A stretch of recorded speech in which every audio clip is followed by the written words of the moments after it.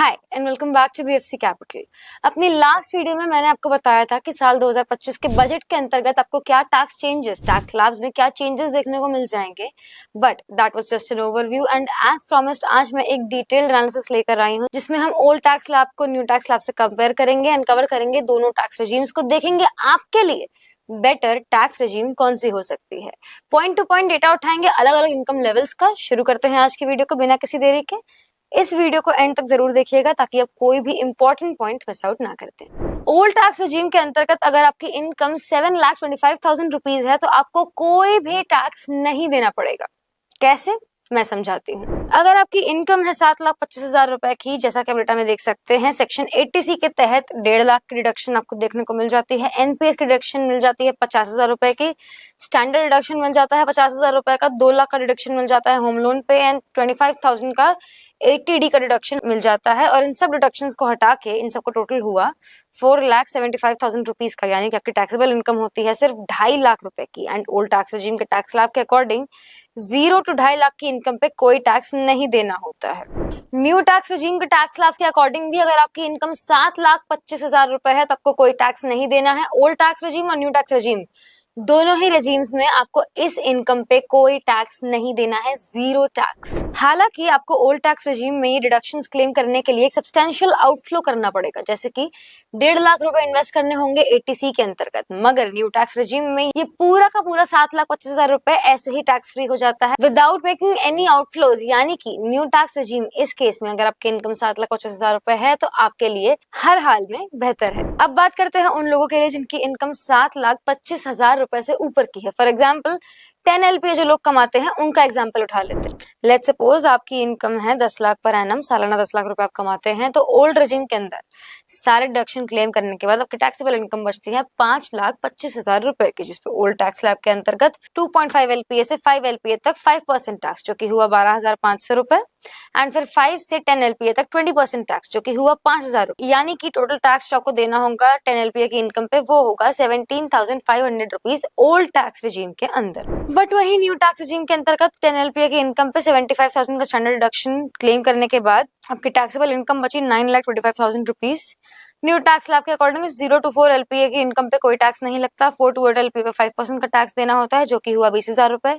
8 to 12 LPA पे 10% का tax देना होता है जो कि हुआ 12,500 रुपए। यानी कि न्यू टैक्स स्लैब के अकॉर्डिंग टोटल टैक्स हुआ 32,500 रुपीज का, जो कि पूरा का पूरा एग्जेम्प्ट हो जाता है क्योंकि सेक्शन 87A के अंडर आपको रिबेट मिलती है 60,000 रुपए की, जिसके चलते आपका पूरा का पूरा टैक्स एग्जेम्प्ट हो जाता है। यानी कि in contrast to the old tax regime, new tax regime में 10 LPA की इनकम पे भी आपको कोई टैक्स नहीं देना है, 0 टैक्स। न्यू टैक्स रेजिम के अंडर जो नॉन सैलरीड लोग हैं उनकी इनकम अगर 12 लाख रुपए है एंड जो सैलरीड लोग हैं उनके लिए 12,75,000 रुपीज तक कोई टैक्स नहीं है। यानी कि हर हाल में इस इनकम लेवल तक ओल्ड टैक्स रेजिम से बेहतर है न्यू टैक्स रेजिम आपके लिए, क्योंकि आपको कोई टैक्स देना ही नहीं। मगर अगर इस इनकम लेवल के हम आगे बढ़ते हैं, 12 लाख से हम ऊपर जाते हैं, तो आपकी इनकम पे न्यू टैक्स रेजिम में भी टैक्स लगना शुरू हो जाएगा। तो चलिए डेटा की मदद से समझते हैं कि न्यू टैक्स रेजिम में कितना टैक्स देना पड़ेगा एंड ओल्ड टैक्स रेजिम में कितना टैक्स देना पड़ेगा। पहला डेटा उठाएंगे, अगर आपकी इनकम 15 लाख पर एनम की है तो आपको कितना टैक्स देना पड़ेगा, समझते हैं। ओल्ड टैक्स रेजिम में अगेन सारे डिडक्शन क्लेम करने के बाद आपकी टैक्सेबल इनकम होती है 10,25,000 रुपए की, जिस पर आपको टोटल टैक्स बनता है 1,20,000 रुपए का।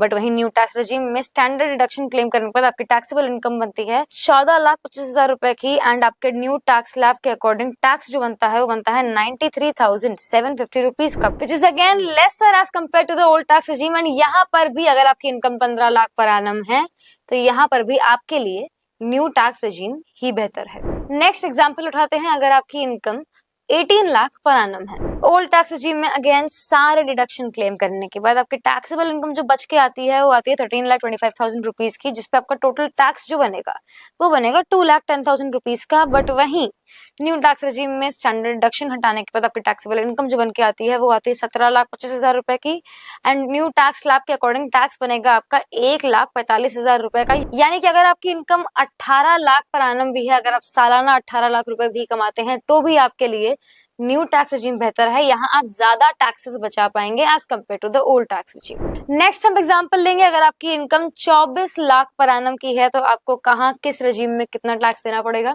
आइए समझते हैं। ओल्ड टैक्स रिजीम में फिर से हमने सारे डिडक्शन क्लेम किए, उसके बाद टैक्सेबल इनकम जो बच के आती है वो आती है 19,25,000 रुपीज की। टोटल टैक्स बनेगा 3,90,000 रुपीज का। बट वही न्यू टैक्स रिजीम में 75,000 का स्टैंडर्ड डिडक्शन क्लेम करने के बाद आपकी टैक्सेबल इनकम बनेगी 23,25,000 रुपीज की। आपका टैक्स बनेगा न्यू टैक्स स्लैब के अकॉर्डिंग 2,81,235 रुपीज का। यानी कि यहाँ पर भी अगर आपकी इनकम 24 LPA है तो भी आपके लिए न्यू टैक्स रिजीम बेहतर है, ज्यादा टैक्सेस आप बचा पाएंगे as compare to the old tax regime. Again winner हमारे सामने है। लास्ट एग्जांपल उठाएंगे, अगर आपकी इनकम 30 LPA की है तो ओल्ड टैक्स रिजीम में अगर आप 30 लाख रुपए सालाना कमाते हैं तो सभी डिडक्शन क्लेम करने के बाद आपकी टैक्सेबल इनकम रह जाएगी 25,25,000 रुपए की, जिस पर टोटल टैक्स बनेगा 5,70,000 रुपीज का। बट वही न्यू टैक्स रिजीम के अंतर्गत स्टैंडर्ड डिडक्शन क्लेम करने के बाद 75,000 का आपकी टैक्सेबल इनकम बन के आएगी 29,25,000 रुपीज की। आपका टैक्स जो बनकर आएगा न्यू टैक्स स्लैब के अकॉर्डिंग वो आएगा 4,57,500 रुपीज का।